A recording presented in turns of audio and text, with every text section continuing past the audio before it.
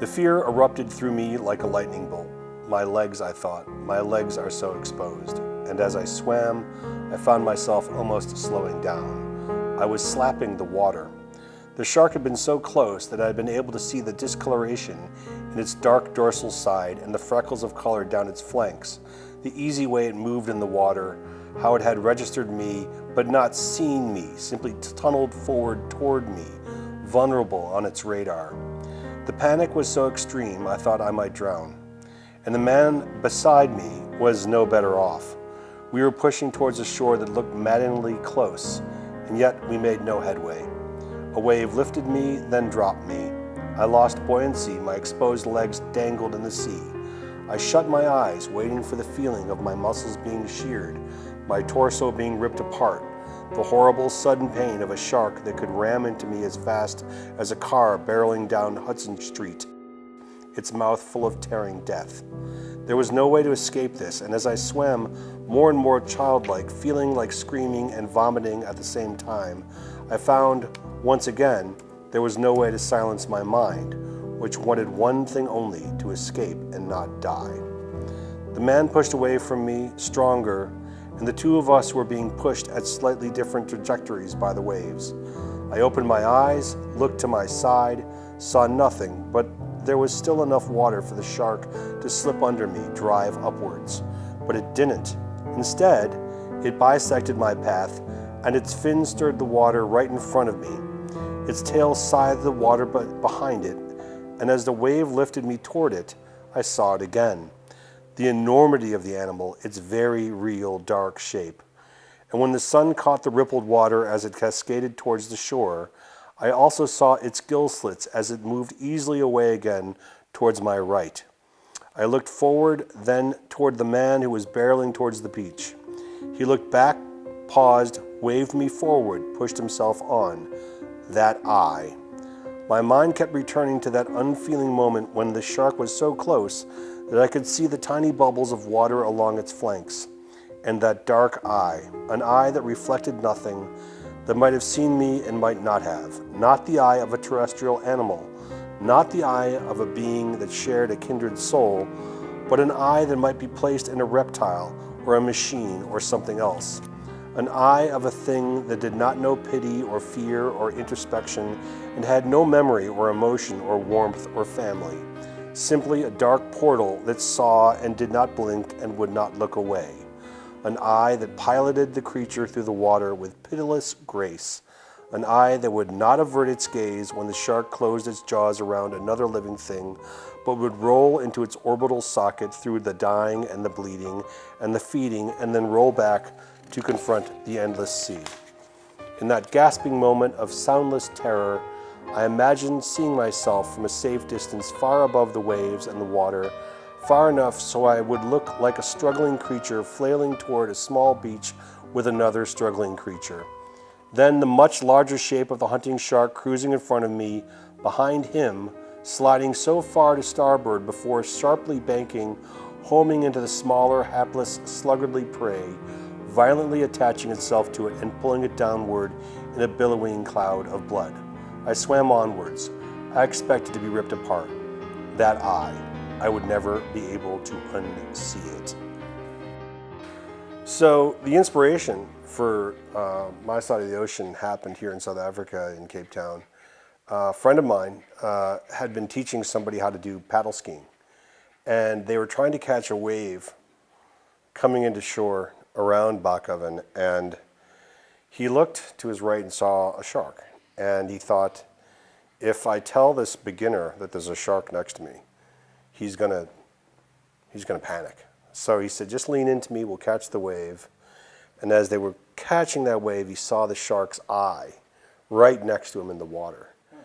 And that image of an eye looking at you that close, and a big shark, never really left me. And I thought, I want to put that into a novel. So that's now been the genesis of this book. And also the beauty of Cape Town, and also thoughts about trauma.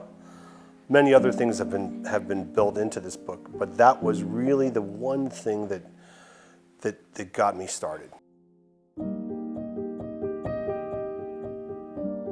I think as you get older, there's a point when you really have an experience, whether it's almost getting in a car accident, falling off a bicycle, breaking a bone, being there when somebody dies, when you realize that death is not just an academic thing. It's not an intellectual thing that might happen. It's something that's going to definitely happen to you. It's real, and it could happen to you for real. And that's a moment for everybody. And I don't think there's anybody on earth who doesn't get to that one moment and think, I'm fallible. I need to actually think about this for a moment. I can't just go blundering into the water and just think, well, I'm okay. And of course, in South Africa, we live with these sharks all the time. But I thought it is just a passage of life, really, to actually understand, hey, I'm not here forever. And the main character is a woman. She's an American, much like myself. Didn't mean to come and stay so long. I came here 30 years ago thinking I'd be here for a year, and here I am. You start to realize that the sharks are an important part of understanding the ocean, understanding yourself, and it becomes kind of, I think if you're going to live, you have to live with the knowledge that you could die. I think that is something that every artist looks at, and she is an artist. That life isn't just something you can just sort of ignore that. There's no way to ignore it. So the representation of sharks in the book, and it's not really a shark book, it's actually a book about a relationship. But in every chapter I have pictures of sharks and a little bit about local sharks. You realize that there are really interesting species. They're part of the ocean, and if you're going to live by the ocean, you're going to have to make peace with the fact there are sharks in the ocean. That incredible fear you feel, and anyone who's been in the ocean and suddenly come across a shark or anything that seems dangerous, even riptide or something like that, it's a terrifying feeling. And how do you control that?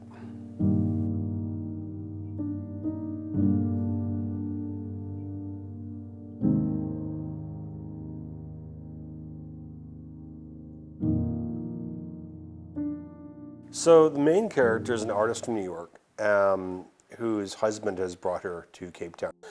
And he has to finish off some business here in Cape Town. And the business takes much longer than he thinks. She winds up getting a temporary lectureship at the University of Cape Town. And she becomes very much involved in the city and in the country as much as she can. But one of the things I looked at, and this is something I've experienced, and I think a lot of people in Cape Town, particularly Cape Town, have experienced, is that there are a lot of people who come here and they enjoy the beaches, they enjoy the wine, they love the restaurants, they love the clubs, they love the shopping, they love all that stuff. But we call them swallows, and then they fly away, right? And they live this very temporary life out in the more expensive parts of town. And we all know what they are, Camps Bay, and Bacchum, and Clifton, and in the southern suburbs and so forth. And you have people who are not South Africans, but it's a very welcoming country. It's a very comfortable country. For Americans, it seems very familiar. And in many ways, it's very different. And she starts to dig deeper. And partly because she begins to realize this experience is changing her. She's becoming very close to a local person down here. And I wanted to get into this idea of how wealthy people live this temporary existence all around the world. They might have 4 or 5 houses. You'll read about such and such a CEO or such and such a movie star, 6 houses or 4 houses and a penthouse. Well, where do they live? What is permanent to them? Well, their money buys them protection from the realities around them. And so when you live in Cape Town with this massive disparity of wealth, and you come in as an American, you may actually not be aware of a whole lot of the problems of the country. You don't want to be aware of it. You're not even aware of the basic politics of the country. So I really wanted to get into that as well. And then when you look at these beautiful parts of the coast, how many of those houses stand empty a good part of the year while people go overseas? And they're beautiful places, and they're among the most beautiful places in the world. And I've had at least 2 American friends who've come down here, taken one look at South Africa, taken one look at Cape Town and said, that's it. I'm not going home. And I'm one of them. I made the decision to stay in this country sitting on Lunduno Beach.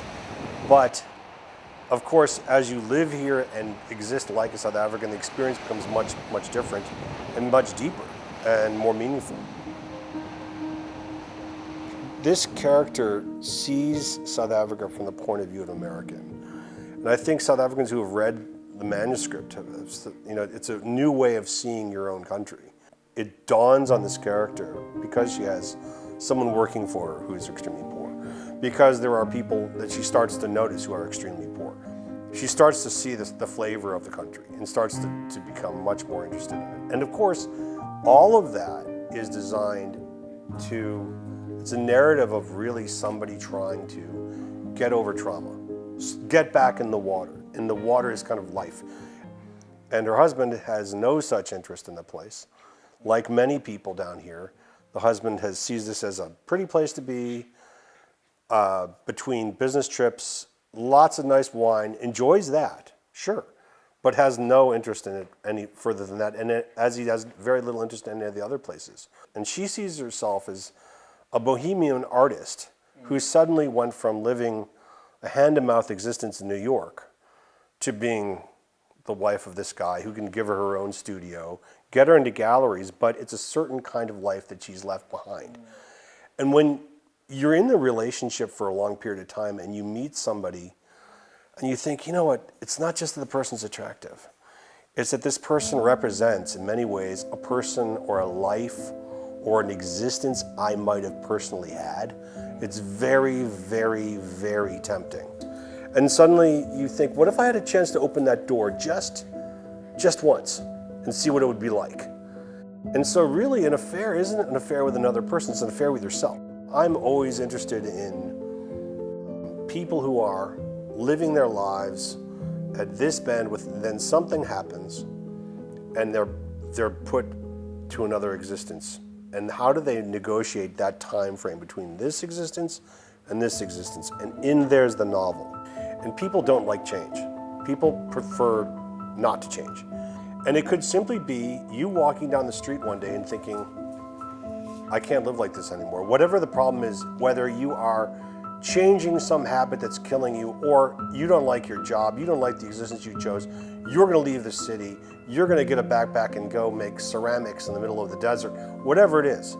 That's going from this ended existence to this new existence, that's where the novel is to me, or for what I want to write about. And I think for the rest of my writing career, those are the things I'm going to be looking at. When people are making a big change, they're really making a radical change or doing something against the grain. So I'm always interested in characters who say, I know this is wrong, but I'm going to do it anyway. Writing this to me was difficult because I felt a lot of the action was internal. If your personal life is falling apart and you yourself are abusing substances more than you might normally do it, that also creates awkwardness. And I wanted to look at that as well, having taught for 25 years, whatever I've taught for. And, to me, it's always scary to write about a lecturer or a teacher crossing the line with a student. And you have to be very careful how you speak to people, and they can bring their problems to you, but you can't bring your problems to them. And particularly when you're teaching art or you're teaching creative writing like I do, I've listened to all kinds of things from students. You name it, I've heard it. But of course I can't say, oh, well, I know exactly what you're talking about.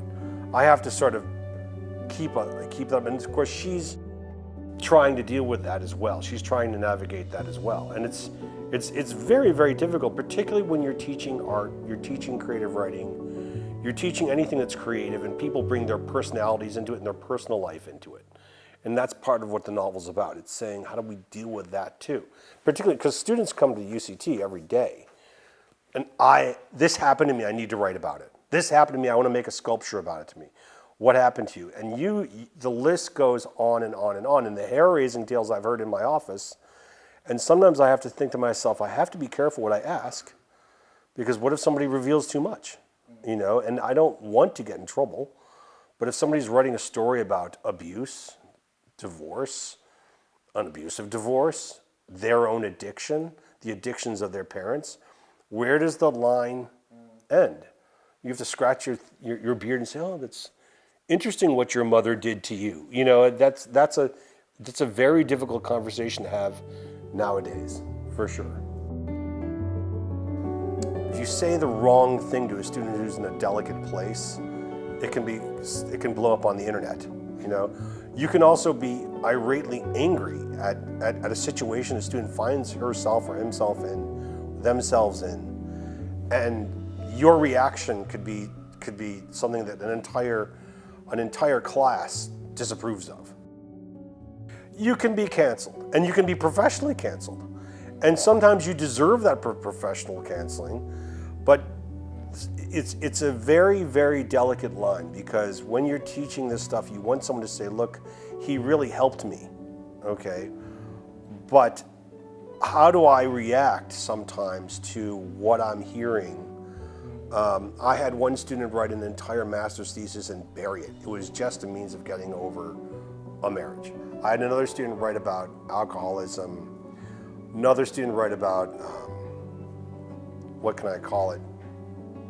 A sexual relationship that was extremely intense. Now, I'm very careful about how I articulate my response to that. And you can still put a foot wrong. You certainly can. Every time I talk to people about this book, I have somebody will say, it resonates so much with me because I've had this experience, or suddenly I'm struggling with something very similar.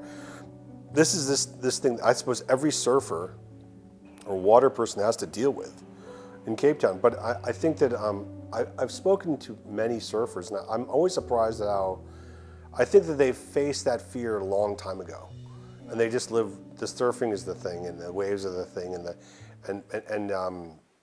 maybe something wakes them up later on in life. I don't know, but it's people say, well, I'm buying a paddle ski, or I just got out of the hospital, or I broke a rib, or I fell off my bike, or I was in a car accident, or my friend was in a car accident. So we're all walking around dealing with this in our own way, and it's either closer or farther away. There's a great opening to a novel. Is what I'm about to tell you, you must tell no one. Yeah, that's the first line. And of course you're going to read on. I mean, have you ever been in a restaurant where you can hear someone says in the next table, man, I'm going to tell you something, dude, but you can't tell anyone. And you immediately listen. But you don't know what he's talking about. They're strangers. I'll listen to strangers' shameful secrets all day long. When Sheila got home, who's Sheila? Who are you? I don't know, but I'll listen. You know, and you're attuned to that, very much so. The sea brings in the change of weather over Cape Town. Clouds roll in from the Atlantic and hang over Table Mountain, then blow inland. Looking back, I recognize that I had been heading towards a crossroads for quite some time, but the day we met became a defining point for me. Since then, whenever I reflect on my life, I always think of it in terms of before or after the day that brought me Ben. You have to have experienced a watershed moment to truly understand its power. A friend of mine once tried to explain to me how her worldview had been turned upside down the moment her daughter had been placed wet and mewling on her naked chest. It was a cosmic shifting, she said, a total and absolute reshuffling of her values and priorities that took place in a matter of seconds, the time it took her to feel and hear and smell and see her baby girl. I cannot have children, and I remember being alarmed by the intensity of her conviction and emotion. In truth, I did not believe her. I dismissed what she was saying as some kind of postpartum, sleep-deprived, hormone-fueled craziness. But now I know, I understand exactly. I'm not saying things were better or worse after that traumatic afternoon when we met, just completely, inexorably changed. I think that this novel looks very deeply at, am I living the life I wanted to live? Am I living up to my own values? Who I was when we were 24 years old, 23 years old, who did you envision yourself to be when you were 35? And then you get to be 35, are you that person? Are you living that authentic existence? Or have you, for whatever reason, sold out? Have you had to trade down, not live that life? And when you actually have that traumatic experience, it makes you think, am I living the authentic existence I wanted to live? Is this the life that I want? Or have I somehow gotten sidetracked, and I'm doing something I never would have imagined I'm doing because it pays the bills, or I got talked into it, or I'm in a relationship that's okay, but it's not really what I want. And those are the questions that trauma forces you to answer. When the trauma comes, and it's coming to everybody, maybe at the other end of that is that authentic lifestyle that you wanted, the person that you wanted to be. And you have to go through that wake up moment. Wake up and be the person you want to be. Go through the door. It's an unpleasant door, but if you get through it, maybe the person you want to be is waiting on the other side. And that, to me, is the most interesting part of it. My first novel is called Flatwater Tuesday, and it's sold in South Africa, and it's sold in the States, and they're possibly making a film out of it. And yes, one thing is it takes place one Flat Water Tuesday. This one takes place on the ocean. So water is a motif. I didn't mean it to be, but it is. More than I'm always interested in characters, and one of the main characters of Flatwater Tuesday is really an extremist who takes his love for rowing, the sport of rowing, to the ultimate degree, and it leads to tragedy. And that almost spiritual attachment to the water rowers have that. You have that feeling of it being an all-consuming passion. But I think for serious surfers, if it could be, and I hate, my rowing friends will probably say you're wrong, but I have to say, after living with this for 5 years, surfers have a different relationship with the oceans, the water, the waves, the weather, the birds, the wind, everything. So Flatwater Tuesday has been a story about extremes on the water. This is a story about extremes on the water. This is the cover of the novel, out by Pan Macmillan, South Africa. And it will be available in the first week of February in South Africa and possibly elsewhere. Go visit ronirwin.com to learn more. And this will be the book that we'll find in stores.